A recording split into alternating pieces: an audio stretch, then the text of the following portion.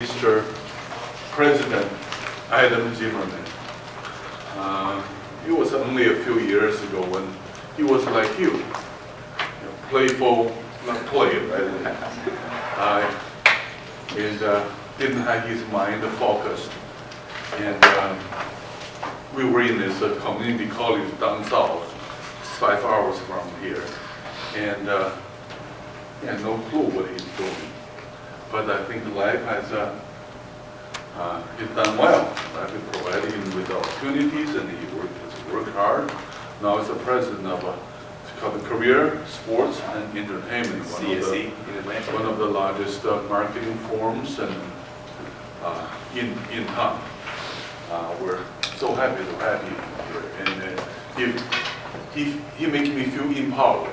I feel after 3 years being in this place, I'm still in the enemy's territory. And having another person from that community college here to join me, and I'm very happy. Welcome, Adam. And that's David. David got his undergraduate education from UGA, so he is a dog in heart. I don't know how these two get along.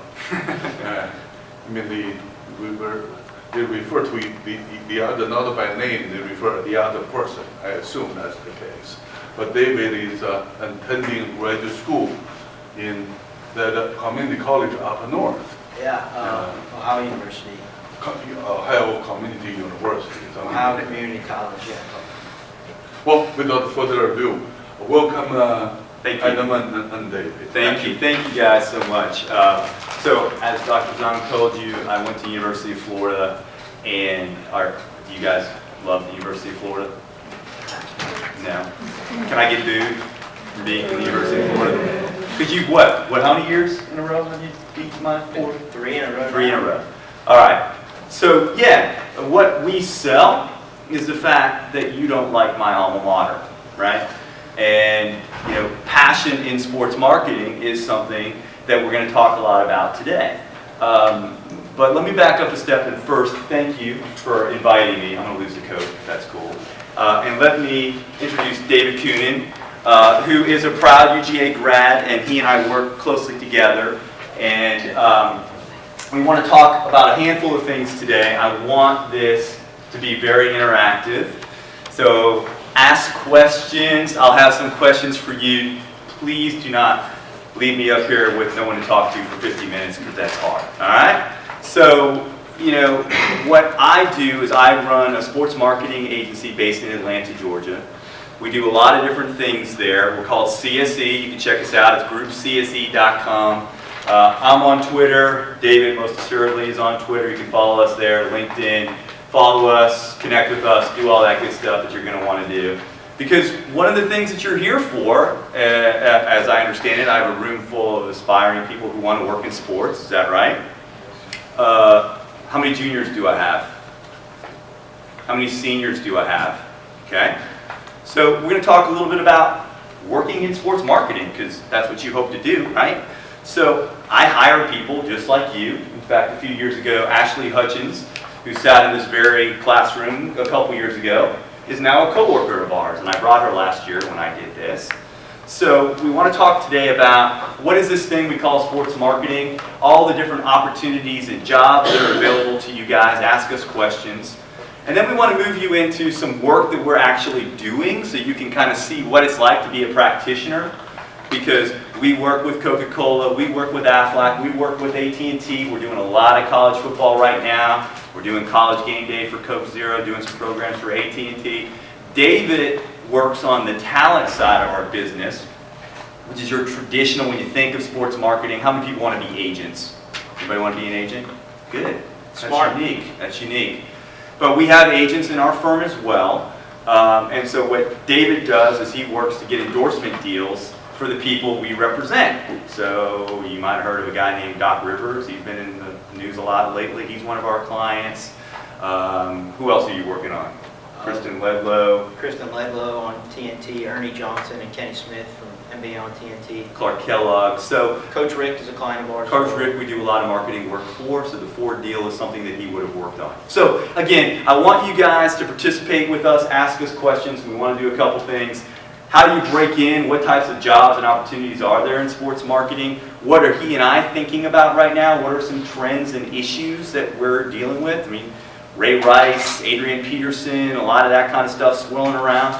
We're doing a conference in New York City next month. So I want to show you today the agenda of other sports marketers from all over the world and all over America. We're coming and we're talking about what? What are we thinking about as industry professionals so that when you guys are in front of people interviewing, you can kind of connect with us a little bit more deeply. Now the good news about sports marketing is it hasn't been very long for this guy to be sitting in this classroom. Sadly, it's been a little bit for me, all right? But I know what it's like, guys. I know what it's like to want to break into this field and for somebody just to give you a chance. I was you. Okay, so one piece of advice that I would give you is it's never too early to build your network. Never too early. You got to start there because people get it. And there's a very good sorority, increasingly, for you ladies in the audience. There's a really great thing called WISE, which is called Women in Sports and Entertainment, which is a fantastic networking opportunity for women who are working in sports, who are looking to network and help each other. So very good sorority out there of people who are working and very good fraternity of people in there. I have a responsibility to help the next generation of sports marketers just like somebody else helped me. Okay? Are there any questions right now before we get rolling? Okay. So, preparing for a career. Let's start there. So here's what we're going to talk about today, just so you guys can get a sense of what we're going to roll through. So let's talk about preparing for a career, standing out in the marketplace. Let me see my seniors right now. Okay? Dream job for you. Probably working in merchandise. In merchandise. What is that? Like Sports market, handling it and like being able to like correlate. Oh, I can't talk today. Like CLC, like Yeah. logo and merchandise. Yeah, how about logo and making sure everything runs smoothly and everything is being ordered. Okay. All right. Somebody else. Dream job in sports marketing. Sir. Statistician for the Braves. Statistician for the Braves. Big day yesterday for the Braves. Anybody know what happened? Well, they lost. And the Nationals clinched. But what else happened yesterday? Their new stadium. What's it called? SunTrust Park. Why would SunTrust want to put their name on a stadium? Sports marketers? Ma'am? Ah, you flinched. I got you. Just to advertise themselves. Just to advertise themselves. Why else would a bank want to put their name on a baseball stadium? Their money. Okay, because they're money. Does anybody know anything about the Braves' new stadium? Anybody from Atlanta? It's in Cobb County. Ma'am, tell me a little bit about, what do you know about the Braves Stadium? Okay, you're from Atlanta. So, anybody know what's unique about the Braves Stadium? Like moving to the suburbs. It's moving to the suburbs. So they're taking those of you that are from Marietta. It's right outside 285, right up 75. They got a big plot of real estate. And they're going to put their building there. And what are they going to do? They're going to own everything. So they're going to have restaurants. They're going to have bars. They're going to have hotels. They want little old ladies to come down from Gatlinburg with their family and hang out for the weekend and go to games and go to concerts. And why from a bank perspective, would you be interested in that? You spend money at all those events. Exactly right. And the Braves are going to need loans to make all that stuff happen, right? So if you're SunTrust, you go, oh gosh, yeah, there's all kinds of opportunities. I'm a bank. I can give people money. I can make money. That's one of the reasons, of many, why SunTrust would want to sponsor the Braves. Okay, who else? Yes, ma'am. It's kind of like a subliminal message, like how, I'm going to SunTrust Park, but also maybe I should start making the SunTrust. Maybe I should go to the ATM. Right. You're exactly right. It's interesting, if you look at the renderings, when you guys saw the renderings of the new SunTrust Park they released yesterday, what does it remind you of on the outside? It looks kind of like Turner Field. And go Google new SunTrust Bank locations. The brick facades are similar. The lettering is similar. It really looks like a SunTrust Bank on the outside. It really does. It's very on brand for this. Yeah, just take a look at that. All right, back to career choices. More of my seniors? Okay, no more seniors? Yes, ma'am. I kind of want to work with sponsoring athletes. like You want to work with Under Armour. sponsoring athletes? Like representing them? Yeah, while working for like Under Armour, who sponsors like a bunch of other athletes. Okay, good stuff. All right, how about some of my juniors? Dream jobs in sports marketing. Anyone? Before I start picking on people, hands up. No one else? Sir, red hat in the back. Sports marketing, what do you want to do? Work with CSE. Hey, good man, good man. But the point of the exercise is, guys, is you're getting to the point where you need to start thinking about that, okay? Never too early to think about your network, never too early to be involved with events and activities. One of my usual points of counsel for everybody is try and work with your athletic department, because when I look at your resume, I know that you're 21 years old and you are only going to be at a certain point in your life and your career, but I go, well, how is this person really, how they really try to get into this business?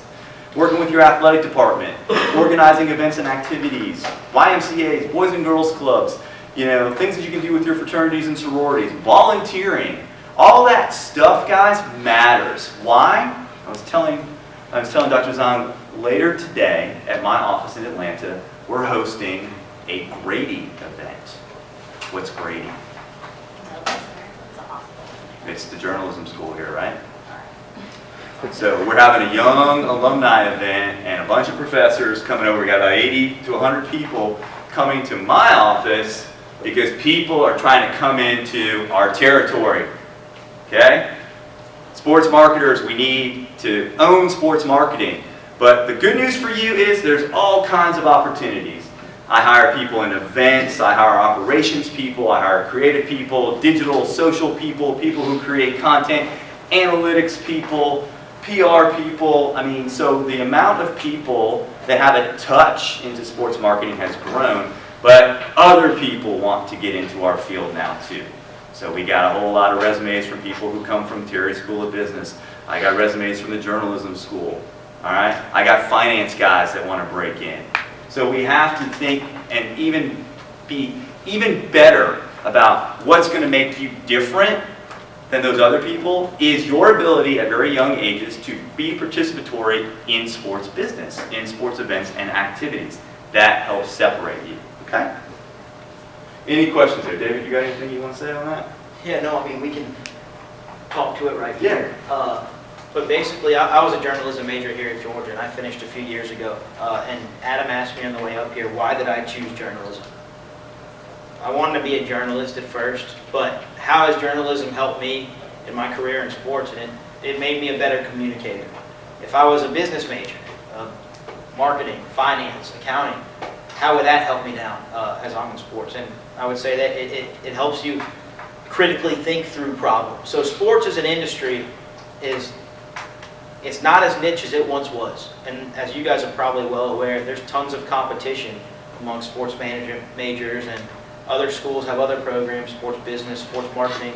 So how do you stand out? Because not only do you have to go to bat against guys from similar programs to you, you also have to go to bat against people that are finance majors, that are journalism majors, that are Spanish majors. Yeah. Speaking a second language is super, super important. People right who now. have an interest in understanding of multicultural marketing, which we do a lot of. Mm-hmm. And I think understanding that there's other ways to get involved to the ground floor, aside from just being, you know, I'm going to apply at an agency, I'm going to go apply to work for the Braves, Hawks, and Falcons, and the Gwinnett Braves, I'm going to try to work in the athletic department. There's so many other ways to get where you want to be, and you just have to take a different path to get there. But that's the beauty about the sports world becoming more competitive.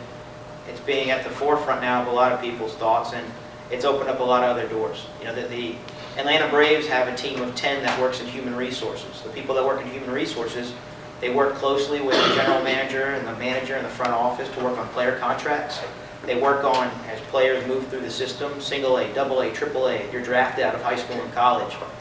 These are human resources professionals who probably got a degree here, if they went to Georgia, maybe in economics, it might be in education, but they're right, you know, at the heartbeat of where you want to be as a Braves fan. Right, and I know your professors continue to push on what types of skill sets and what types of collaborations can you be creating, but, you know, as a guy who hires people like you, I'm just telling you, you know, more competition. The good news is our field continues to grow. There's more and more emphasis being put on it, and we're going to talk in a few minutes about all of the attention that's focused on sports. Some of it not always so great, right? We're going to talk about that in a few. But the jobs continue because the field continues to expand. So those of you that are concentrating in sports marketing, those of you that have majors or minors rather in some other things or can take some electives, think that through. Right now, you're unique. You guys, you know, are in a great position because you're all what we call digital natives. Okay? You've all grown up being very astute in social tools. Those are a lot of jobs in doing social for agencies, teams, leagues, etc. around sports. Huge area of focus. Okay? That's not going away anytime soon. Got a whole department of people like that. Guys and gals that are working in finance, people who have an analytics bent, you're red hot right now. Numbers matter a lot. People who understand that, and that's not only doing Moneyball type of stuff for teams, but that's also if we're sponsoring College Game Day, somebody at Coca-Cola at a very high level wants to know what is the ROI. You can tell me what ROI is. Yes, sir. Return on investment. Yes, sir. Return on investment. And what exactly does that mean? How much they're getting back from investing in their marketing. Exactly right. So if I'm spending this amount of money, who knows what a rights fee is? Anybody know what a rights fee is? Anybody want to take a guess what a rights fee is? Sir, in the back, Len. Yeah, tell me what you think a rights fee might be. Rights fee? Yep. Fee that you have to pay to gain the rights of something. It's that simple. You're 100% right. So Coke just can't say, hey, we want to use all of the game day stuff, right? ESPN's going to go, no. You owe me a rights fee in order to I'll give you some stuff that you can talk about on Saturdays. In the same way the young lady over here wants to work with athletes, well, guess what?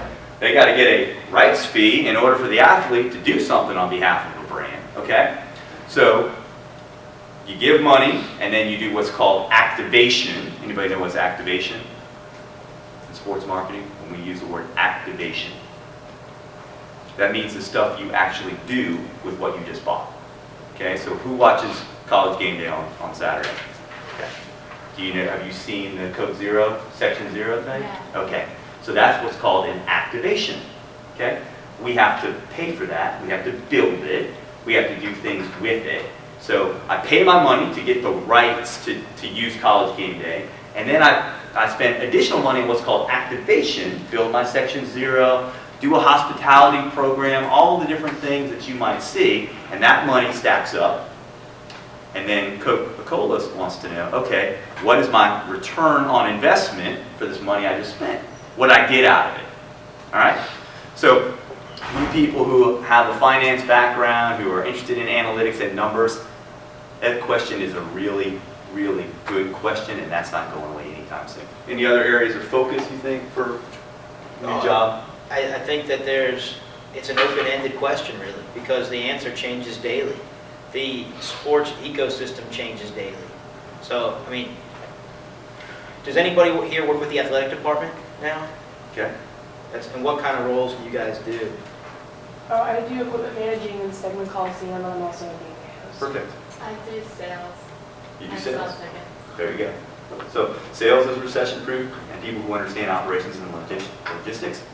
So, what you're doing, think about how that translates into other areas of focus, because that's great. And again, that type of stuff, to get to my last point here, what steps have you taken? What are you doing? If you aspire to something other than just to show your mom and dad, I went up to Athens and I got a degree, and that's cool.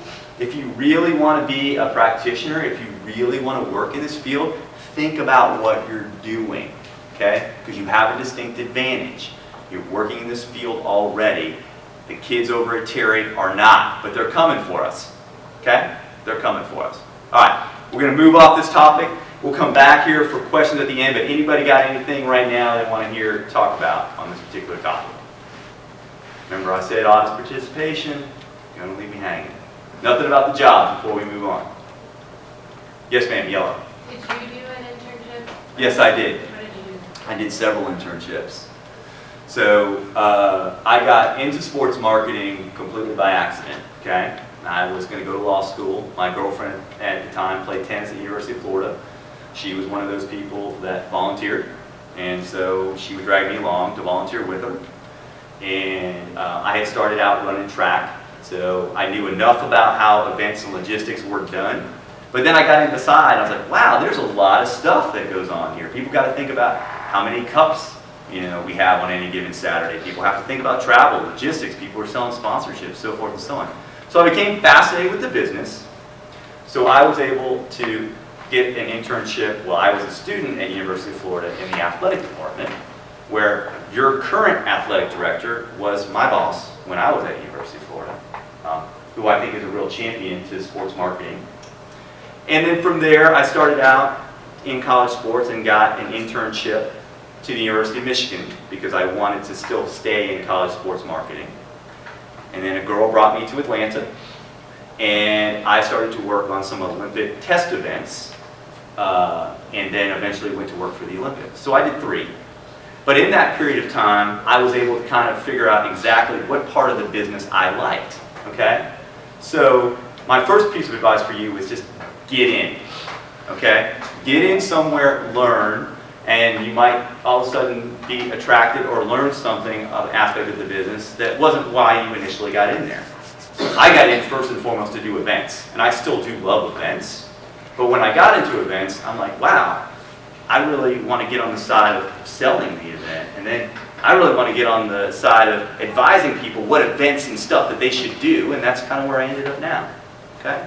So internship is very important. So one more hand. Yes? What did you do for Olympics? What did I do for Olympics? I worked in what's called sponsor services, okay? And quick story, and we'll move on. But I had a master's degree, okay? Many of you will go on to get a master's degree. And sports marketing, there is an abundance of people who want to break in, okay? And it was very disheartening for me. Here I come, I got a master's degree, and I feel like I'm going to make a certain amount of money, and I feel like I'm going to have a certain amount of status. And what did they do to me my first day? They threw me the keys to a car, and they said, "You're a driver." I said, "What? I went to graduate school to be a driver?" I said, "Yep. Go down to Hartsfield Airport, pick up David Coonan. He's your client from Eastman Kodak Company. He's a big Olympic sponsor, and you need to drive him around." And I was, oh gosh, guys, I was like, what in the world? What am I doing with my life right now? Now, the bonus was I got a free car, so that was cool. And at that point in time, they were handing out BMWs. Those were the vehicles that you drove your clients around in. So, okay, there was some upside. But I drove my clients around, and they'd say, "I want to go see this venue. I want to see that venue." And after a while, I was like, okay, what should I be learning from this? And what I was learning is that they came to trust me. They came to talk to me about things. I got to know what he was upset by, what he liked. And when I got back from driving them around all day, my bosses would sit me down and say, "You were with David Coonan all day. What did he say?" And I was like, oh man, you know what? He really likes this. He doesn't like that. We got to fix this. And we got to fix that. And guess what, guys? That became very valuable, right? That became very valuable to then be able to be in a position to fix his problems. So the lesson for me is no job too small, okay? Get in, because the people that I drove around during the Olympics were the people who helped me get my next job. All right? So quick story there. All right, let's move on. Okay, so we're here to talk about sports marketing. What is effective sports marketing? And David thinks it might be this, so let's watch this. Is this the lights, right? Yeah.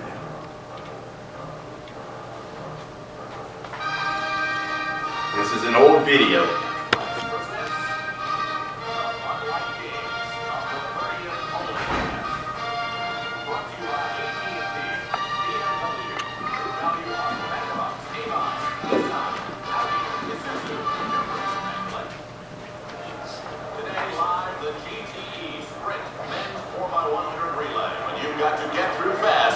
You sprint. And a fabulously talented field assembled here in Los Angeles. In lane 1, Jamaica. Come to Jamaica, your island home. In lane 2, from Europe, the Volkswagen Federal Republic of Germany team. Healthy motoring today, no doubt about it. In lane 3, Italy, presented by Pizza Hut. It is a sunny day in Disneyland's Los Angeles. A check of the fabulous Radio Shack weather. Temperature 75 degrees. Winds Northwest Airlines at 10 miles per hour. A taxing, pressure-filled moment as the runners get into the blocks. This moment is brought to you by H&R Block. By the way, the surface that they'll be running on is DuPont Shred-On, the perfect running surface. The starter's gun presented by the National Rifle Association. And now the starter's commands, as always, with the Toyota Start. Start up with a Toyota today.